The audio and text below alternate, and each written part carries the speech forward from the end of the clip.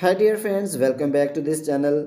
Friends, sometimes we need privacy or we do not want to show our active status to anyone. So in this video, I will show you how you can turn off your active status on the Snapchat. So without wasting time, let's start video. Before starting the process, if you did not subscribe our channel, please subscribe it. So firstly, open the Snapchat and you will see profile icon at top left corner. Click on it and then you will see setting options at top right corner. Click on it and then scroll down the page and then you will see activity indicator. Click on it and then click on turn it off.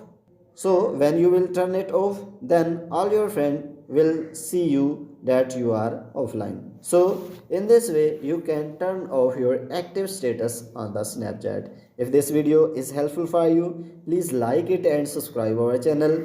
Thanks for watching.